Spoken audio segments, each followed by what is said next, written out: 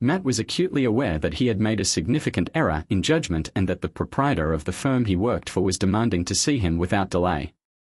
He rose from his seat and proceeded with haste to Dan Connor's office. His mind was in a state of tumult, as he was certain that Dan was unaware of the situation.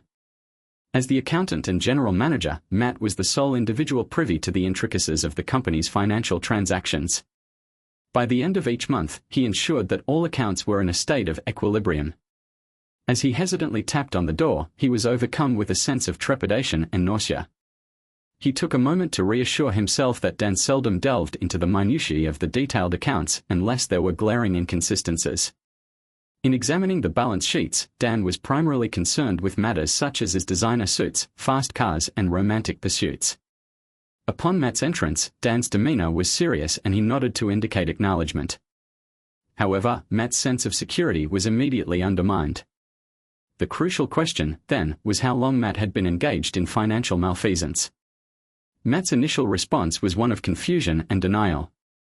However, when confronted with transaction logs that detailed significant sums of money transferred to and from Matt's personal accounts, he was forced to acknowledge the truth. "I'm sorry, Dan. I simply required a brief. I am writing to inform you that I have been unable to repay the short-term loan from the temporary loan company. I had hoped to be able to do so before the end of the month, but I have been unable to do so. I am therefore writing to ask for an extension of the repayment period. I would like to make it clear that I did not steal the money. I paid it back as soon as I was able to do so. I am therefore unsure how the company defines the situation. I would be grateful if you could explain the classification of this event. I would also like to request that you reconsider my position at the company. I have been with the company for almost 20 years and I have never been in this situation before. I would therefore like to be given a chance to prove that I can work within the company's guidelines. It was an uncharacteristic act. I have been with the company for nearly 2 decades and have never considered such an action. I will not repeat it." Dan gazed out the window, seemingly in deep thought. "You and Susan have been my colleagues for a considerable length of time. This makes the situation particularly exasperating. Did Susan know you were responsible for the theft, Matt?" He was taken aback by the inquiry. "I was curious as to whether it had in fact been Susan's idea. Given her desperation to avoid losing the house, it seemed plausible that she would suggest such a plan." Matt was confident that involving Susan would prevent Dan from informing the authorities. However, he was reluctant to implicate her. After a lengthy pause, Matt confirmed that it was indeed his idea. Dan appeared surprised by this revelation. "I require time to reflect on this matter. Matt, I am uncertain as to the optimal course of action. I advise you to return home for the remainder of the week, and I shall make a decision by Friday." I am perplexed as to how Dan became aware of this information. No one ever discussed the details of the deals and Dan was not privy to them. My primary concern is which option Dan will select. I am uncertain as to which option he will choose. The prospect of a court case and jail time was a source of considerable distress. He was aware that Susan would not be expecting him and, upon viewing the new house, he experienced a profound sense of regret at having made the purchase. He was suddenly reminded of numerous anecdotes in which the protagonist returns home unexpectedly and discovers his wife is engaged in an extramarital affair. He found himself contemplating whether a similar scenario might unfold in his own marriage. The conclusion of an ideal day occurred fortuitously when he entered the kitchen. Susan was as radiant, sunny, and fully attired as usual. He once again admired her beauty. She was barely 40 years old, her long curly brown hair styled in a quiff and falling over her deep brown eyes. He preferred her figure with a few curves and a greater degree of cleavage than when they had first married. Most of all, he liked her smile. Matt informed Susan of his discussion with Dan and the evidence he had gathered. In response, Susan stated, "Oh my God, honey. I'm so sorry. It's all my fault. It was my idea, and it was for this stupid house." Matt replied, "I told Dan you don't know anything. It's pointless to get us both into trouble." Susan suggested, maybe if I talk to him and ask him. He suggested they simply wait and see. He was acutely aware that these 3 days were going to be the most excruciating of his life. They could attempt to plead with Dan, but what if he chose to destroy them? They were friends outside of work, often meeting up and attending parties together. Perhaps that gave him a slight advantage. Dan sent a text message informing them that he would be arriving at their residence at 7 p.m. On Friday night, both Matt and Susan were overcome with anticipation. Dan's Aston Martin arrived at the house with punctual precision. Matt observed the man's outward appearance, noting his physical attractiveness, affluence, and the capacity to both charm and now, it seemed, to inflict harm. Dan was ushered forward with a few perfunctory greetings, and Susan, as was her custom, offered him a beer before he could respond. Matt's participation in the discussion was marked by an expression of remorse, accompanied by an acknowledgement of personal shortcomings and a recognition of the challenging circumstances he had placed himself in. He conveyed a sense of resilience and acceptance, despite the uncertainty of Dan's decision. The ensuing silence, which seemed to stretch on indefinitely, eventually gave way to Dan's resumption of the conversation. "I must admit that I am somewhat envious of you, Matt. I had not foreseen the depth of your relationship with Susan." Matt was taken aback, having always assumed that Dan possessed a plethora of attractive female companions. Perhaps approaching 30 years of age, he had assumed that he would eventually settle down. "With that in mind, I have a suggestion for you, Matt. It will not please either of you, but it is the only scenario in which Matt could avoid jail time if he wished to do so. It is also important to consider the risk to Susan, given that the account was joint and used to secure a house in both their names." Matt was aware that he would not have done this without her consent. He was visibly distressed at the thought of Susan being held accountable. It was unclear what the consequences of such a sentence might include. Dan took a slow, deep breath. "It is relatively simple to suggest that I spend time with Susan." There was a moment of stunned silence. Dan continued, "No police, no court cases, and no jail. You can remain at work and together, but I will spend every Friday night with her." "Dan, you cannot be serious." Matt whispered, "I am totally serious. I have desired Susan all these years, and this is an opportunity. It is difficult to resist Susan. There must be another option. We can pay more, but Dan, this is my only offer. I have been informed that I am not looking too badly. I hope it is not too onerous a burden for you. Perhaps when things settle down, the arrangement will not be too uncomfortable for either of us. Susan, we require time to consider this. We cannot decide something of this nature so quickly." Matt turned his head and said, "It would be unwise to hastily agree to this proposal, Susan. I do not believe there are any viable alternatives, and we have been attempting to identify them for the entirety of the week." Matt then turned to Dan and said, "You are a morally bankrupt individual, Dan. This is an abhorrent concept." Dan responded with a smile, "That may be true, Matt, but I am not a thief." "You are." Dan then turned to Susan and said, "If we are going to proceed with this, we need to." Given the circumstances, it was evident that there was no time to deliberate on the matter further. After approximately 15 minutes of heated discourse and accusations, Dan stood up and stated, "It is time to decide. I am either going to the car or I am going upstairs with Susan." He then extended his hand to her, and after some hesitation, she accepted it. Matt was visibly taken aback and abruptly sat back in his chair. "Matt, we have no alternative, everything will be fine." She then led Dan through the living room and up the stairs. Time seemed to stop for Matt, there was silence in the room. Had this conversation really just happened? His thoughts jumped to what was happening upstairs. He heard them moving around, a muffled conversation, and then the distinct sound of someone. Sitting on the bed, minutes passed in silence. Then, he heard the first creak of the bed, the unmistakable sound of two people beginning to have sex. The movements and sounds continued, then the creaking became regular, and combined with the muffled moans, it became faster and louder. It seemed to go on forever, and Matt thought that perhaps he was going mad. Experienced feelings of shame and guilt. He wiped his cheeks and eyes, awaiting Dan and Susan's return to the downstairs area. However, after a prolonged period of silence, he heard muffled voices and sounds of movement. He stood up, reasoning that he should assess Susan's well-being. As he proceeded to the foot of the stairs, he heard another creaking sound.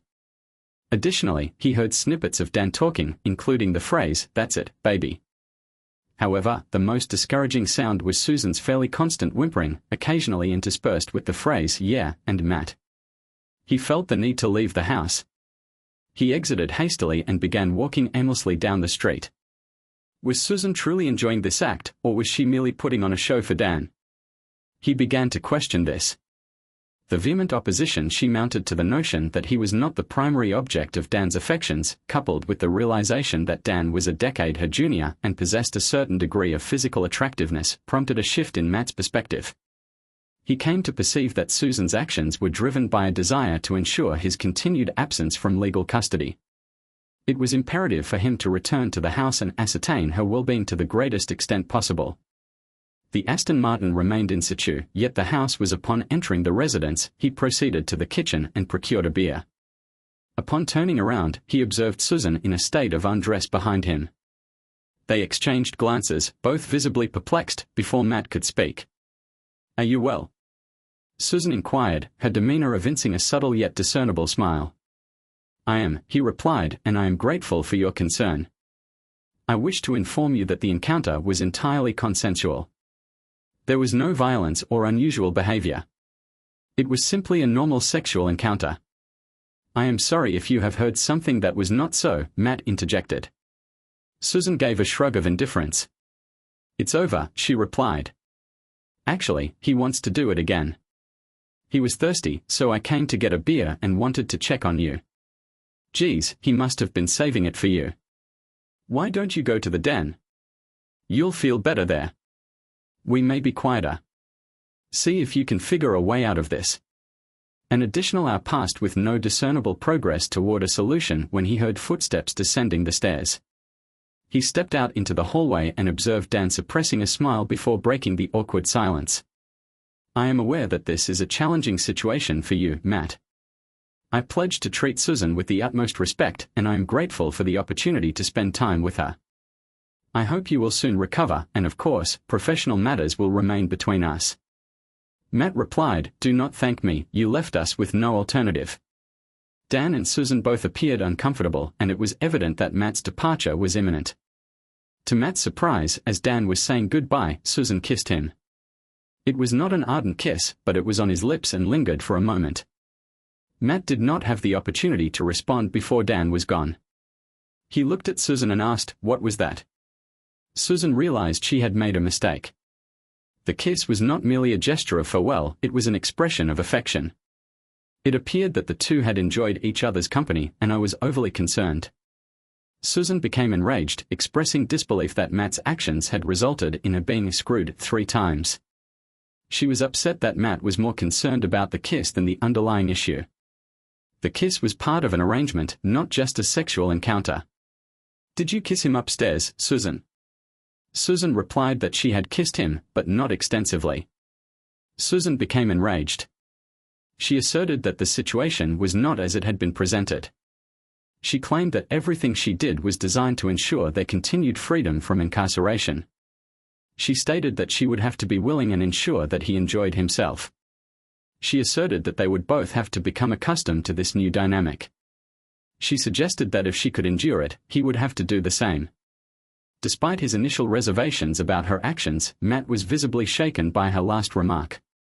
Despite his doubts about her actions, Susan had made the ultimate sacrifice. She could have simply terminated the relationship and avoided any further involvement with him. However, that would have left him in a compromising position, potentially leading to legal consequences. Therefore, she decided to remain in the relationship, despite the potential risks. They proceeded to spend the night in the guest room, where they were able to sleep in close proximity. Susan was visibly exhausted, while Matt was unable to fall asleep, his mind preoccupied with thoughts of how to extricate himself from the situation. Over the following week, they barely spoke, each consumed by their own thoughts and concerns. They spoke at all, but the only topic of conversation was how to extricate themselves from their predicament.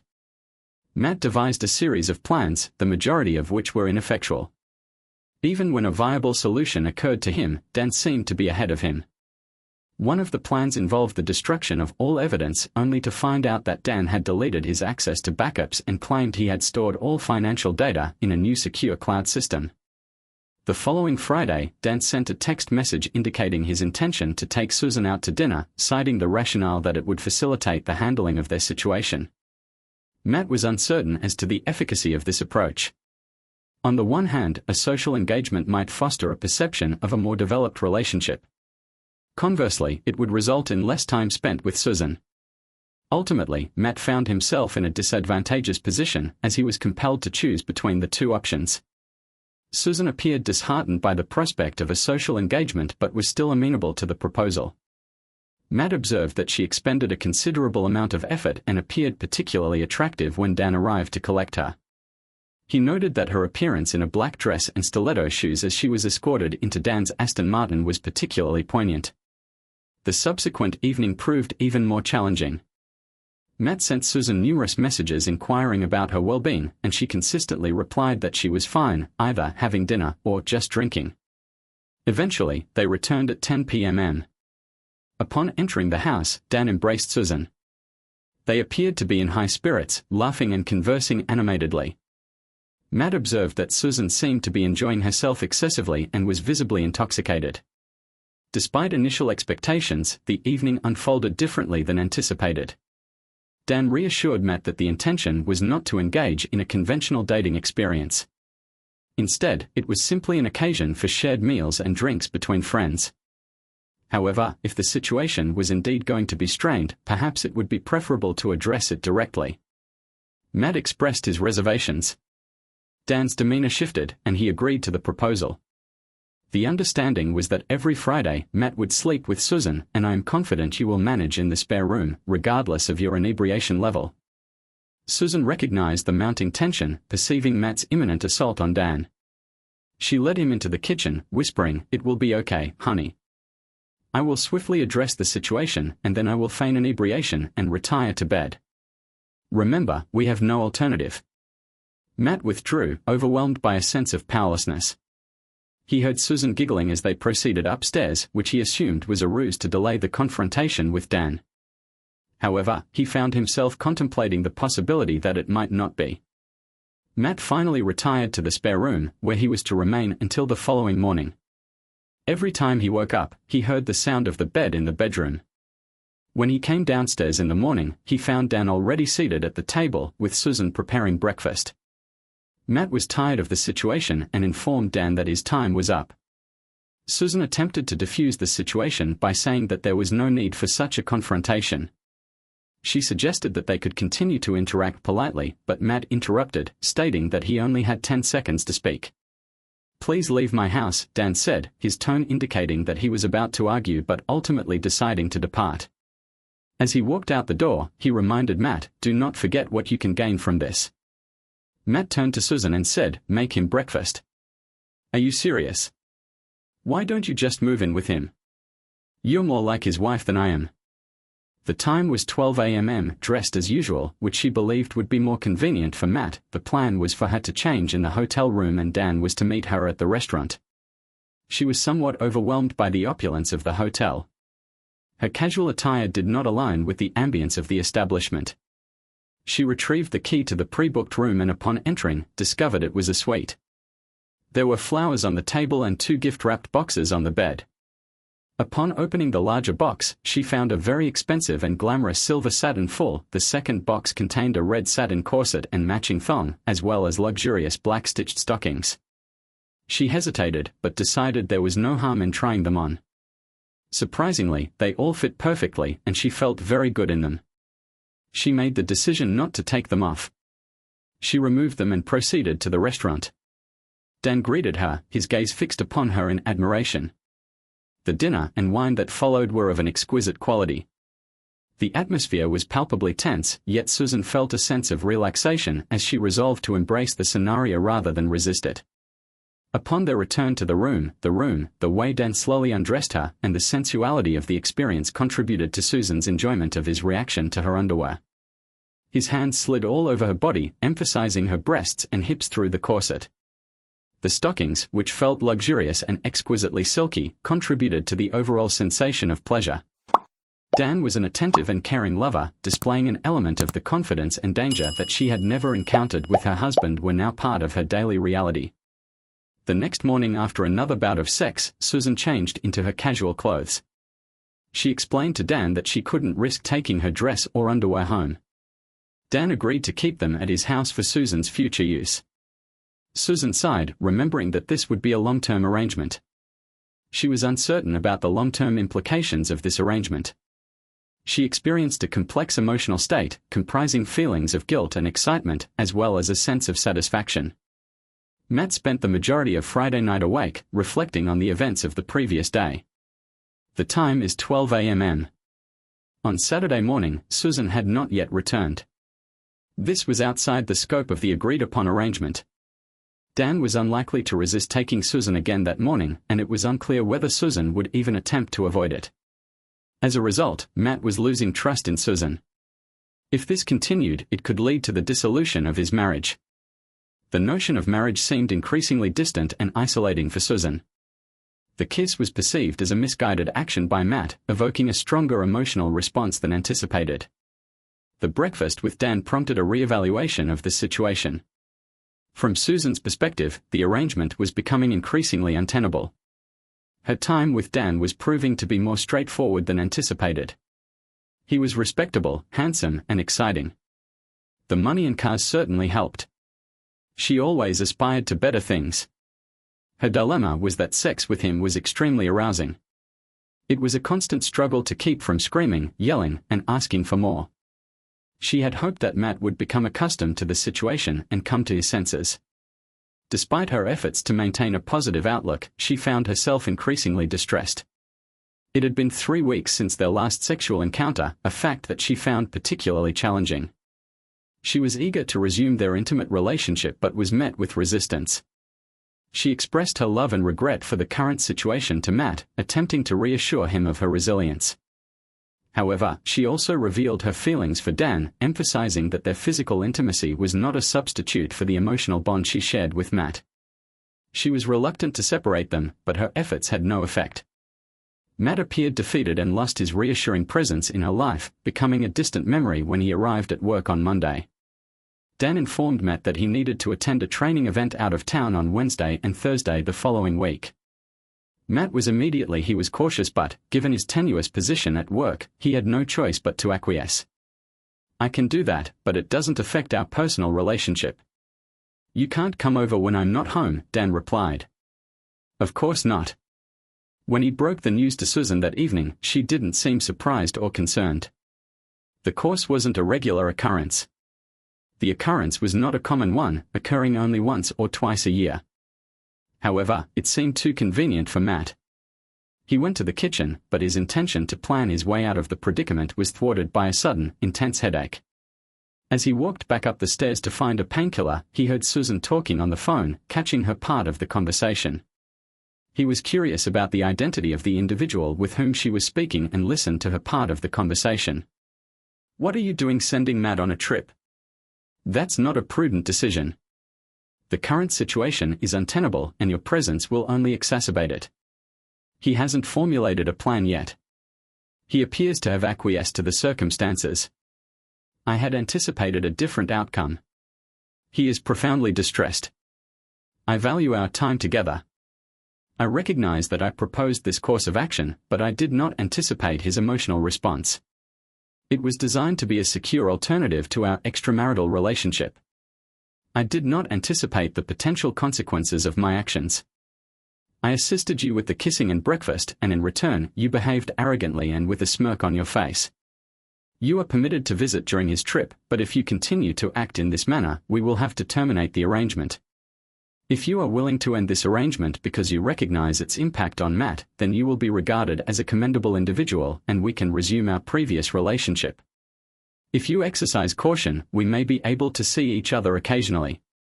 We will discuss this further later, but I must address the issues that have arisen. Matt, I still love him." Matt descended the stairs, feeling as though he had been struck in the abdomen. He had just heard the news and he was unable to grasp the implications.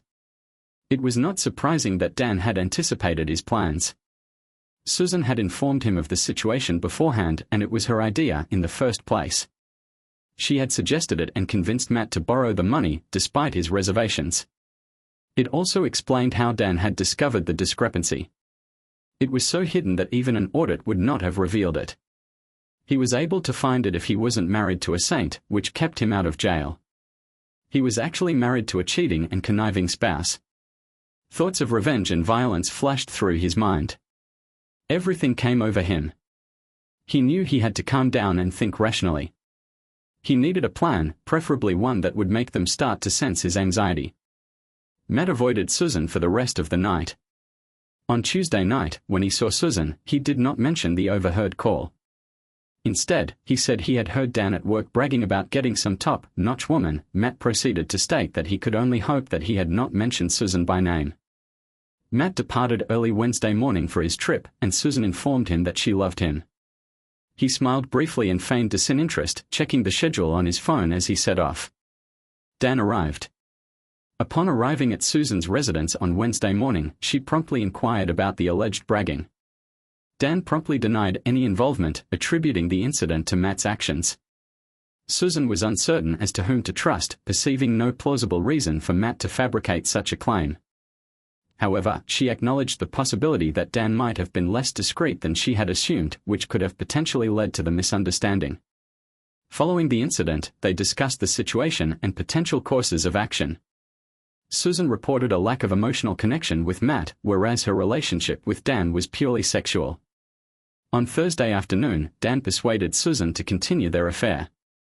However, Susan made it clear that it would be the last time until things improved with her and Matt. As they exited the house, Dan observed a large kitchen knife lying on the hood of his Aston Martin. He searched the area but did not see anyone.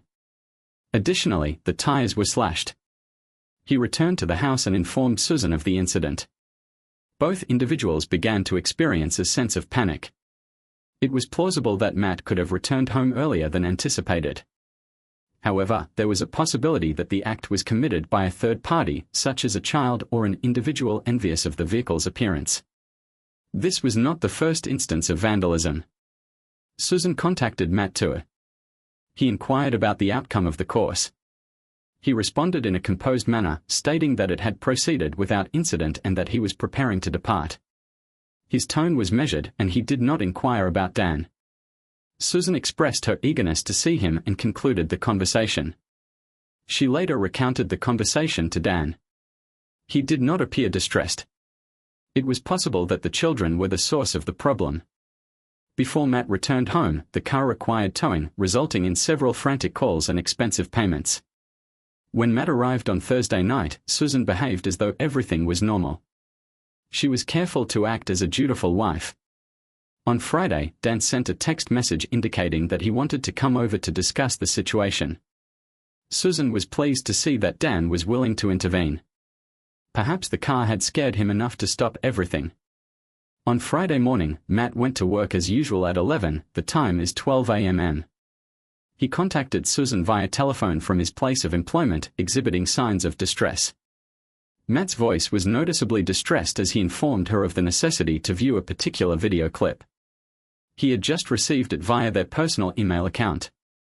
Susan accessed the email on her phone, located the message, and opened the video clip. The video quality was poor and only 20 seconds long, yet it was unmistakably Susan. The video clip depicted Dan engaged in sexual activity.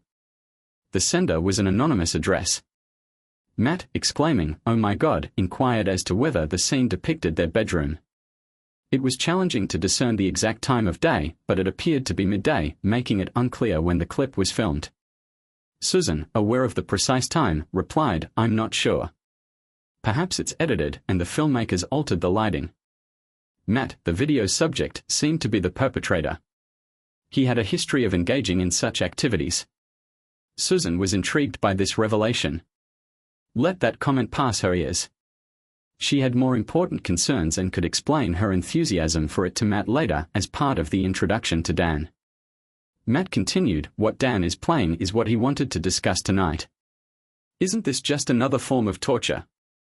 It's not like you lashed out and threatened him." Susan immediately began to deny it, but then she recalled informing Dan of her intention to terminate the relationship. Perhaps he had reacted adversely and intended to utilize the videotape to continue the relationship. It was likely that he had set up the videotape at some point, having had sufficient opportunity to do so over the course of 2 days. Matt stated that Dan was not at work, therefore he was unable to inquire with him. Susan was eager to do so. Susan was eager to contact him and was still hoping to discuss their activities over the previous few days. At that moment, Susan's phone rang with an urgent call me message. It was her sister Diane. She informed Matt that she had better answer it, hoping it would provide her with time to think. After finishing her conversation with Matt, Susan called Diane but was met with a barrage of questions and scolding. Diane proceeded to inquire about the circumstances surrounding the video clip, offering a series of questions and admonishments. Susan was eventually able to ascertain that her sister had obtained the same video clip. However, her phone continued to beep with calls from numerous individuals, including close friends and even her mother. This led to a realization that the majority of people in her immediate circle had access to the same video clip. It was a significant embarrassment, as it was implausible that Matt could have distributed the clip without her knowledge. This prompted Susan to conclude that it must be Dan. She was enraged, having attempted on numerous occasions to contact Dan but been unable to do so. The reason for this was that Matt had taken Dan's phone at work when he was in a meeting and had thrown the battery in the trash, keeping only the handset and SIM card. Additionally, he had left an envelope on Dan's desk and subsequently called. Susan was disconcerted by the video and departed from the workplace. Matt was gratified to observe his wife's distress and bewilderment. He was pleased that she was upset that her mother had viewed the video and that her family and friends would perceive her to be engaged in an extramarital affair.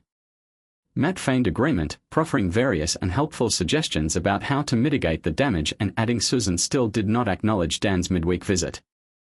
How could things have gone so horribly wrong? Susan had never considered having an affair until she got drunk at a party and started flirting with Dan. He was handsome, attractive, and clearly interested. After that night, the situation had been on her mind for several weeks. She had convinced herself that she deserved some excitement, but she was reluctant to risk her marriage to Matt. She had observed the dissolution of her friend's marriage after a similar infidelity was discovered. However, she considered herself to be astute and believed that her plan was an effective method of avoiding the potential complications associated with discovering an affair. After all, how could Matt discover something he already knew about? Working out the details had become a challenge, and that was all part of the excitement from her point of view. It was a wonderful arrangement, but she had never considered how it would affect Matt. Now, she was in a great deal of pain. Everyone liked Matt, and everyone knew she had cheated. She was anxious about how she would attempt to explain her actions. It was unlikely that anyone would believe that Matt was aware of her sexual encounter with Dan. However, the credibility of her explanation was not the primary concern. The crucial objective was to persuade Matt that she was not at fault. The sound of Dan's vehicle tires indicated his arrival at Matt and Susan's residence. He was greeted by Susan, who was attempting to attack him. Matt did not intervene, noting the notable scratch on Dan's cheek. Eventually, Dan was able to pin Susan against the wall for a sufficient duration to facilitate communication. Dan was aware of the video but asserted that he had not filmed or sent it. Susan became enraged, but if it was not Matt, then who? Matt began to laugh, indicating that he was the perpetrator. Susan and Dan were both perplexed. Dan was the first to discern the significance of the situation, leading to the discovery of the meeting between Matt and Susan. Susan attempted to justify the arrangement as a continuation of their previous discussions. However, Dan was already aware of the implications of the videotape, having overheard their entire conversation.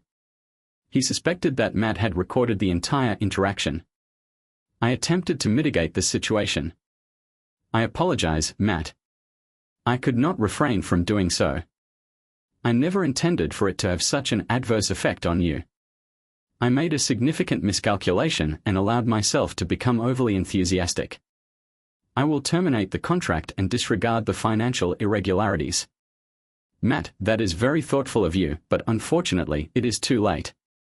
You will find my resignation letter on your desk.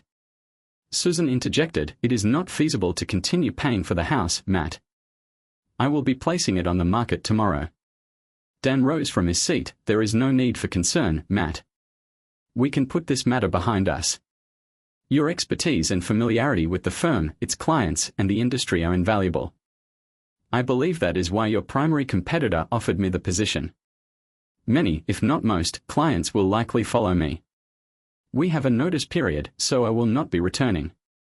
Dan's facade of amiability dissipated. Matt continued, I suspect some of the staff will be leaving as well. I informed them of my intention to depart, and the majority of them appear to doubt your ability to maintain the company's viability. Dan, you must reconsider. You could still face legal consequences. Matt, I highly doubt that. Would you want to involve your mistress? She received half of the benefit of the fraud. You committed blackmail, and thanks to your efforts here, I have this confession on video. It is remarkable what electronic devices are available these days. The recording is in my attorney's possession. You may also find that some of your files were mistakenly deleted. I know you did not do a remote backup. It is beneficial to have a coworker. The workers who enjoy working with you, but I suppose you are unaware of that. Dan responded with a grin. The tape will never be presented in court. Furthermore, the financial situation was becoming increasingly precarious. Consequently, she resolved to take her frustrations out on Dan. Dan, bewildered by her outburst, listened as Susan launched into an impassioned monologue, professing her love for Matt and claiming that Dan was the driving force behind her actions. She acknowledged that she had become overwhelmed and had acted on impulse, but asserted that she had only intended to save Matt from jail. She pleaded with him, Please, Matt, I love you. Dan, in a state of disbelief, muttered, You too. Matt smiled at the apt description. In addition to the video, my dear wife, you are overlooking the fact that I overheard you confess on the phone that this was all your idea. It is an elaborate and cruel cover-up for an affair. You will find the divorce papers in an envelope in the kitchen drawer. You are leaving tonight, and you have to agree to the terms of the divorce or all those video clips could end up with family and friends, I am sure. Your mother will be pleased to learn that you have not only been unfaithful but have also engaged in deceitful and retaliatory actions against Susan. The woman in question became emotional and collapsed to the ground. Matt then turned to Dan and inquired as to whether he wished to take her with him. Dan replied that she was a liability and would be better off without him. Matt concurred and stated that the matter was not yet concluded. At that moment, Matt made a sudden and unexpected attack on Dan. He was uncertain as to who was more surprised by the sudden assault, Matt or Dan. He knocked him to the ground. It is now over. Epilogue. Matt listened to the tape a few times. Most of it was excruciating, but he liked the part where Dan and Susan worried if he'd found out and gone crazy. The knife in the hood was wonderfully melodramatic, and he smiled for the first time in weeks. Matt had indeed taken a new job with Dan's competitor. The customers and employees followed Dan, who hung on as best he could, but eventually he had to put his firm into administration. Subsequently, there were rumors of his personal bankruptcy. He relocated to another neighborhood shortly thereafter. Susan was left to live in a small apartment with the proceeds from the sale of the house, but without any other income from Matt. As a result, she was forced to take on temporary employment as a housekeeper and waitress. Her former friends shunned her, and she barely spoke to her mother and sister. A pay raise and bonuses allowed Matt to switch to a 3-day workweek. He began working a day shift, reducing his weekly workload and allowing him more time for sports and outdoor activities, which he had previously neglected during his marriage. He was unaware of the extent to which Susan had influenced his decisions, including purchasing a large house and filling it with belongings. However, he swiftly sold the property. He maintained contact with Susan's mother and sister, Diane, who repeatedly apologized for her sister's infidelity and assured him that he would not repeat her mistakes. Matt was curious about the nature of her assurances, wondering whether it would be amusing to discover the truth at some point, particularly given that Susan would be enraged.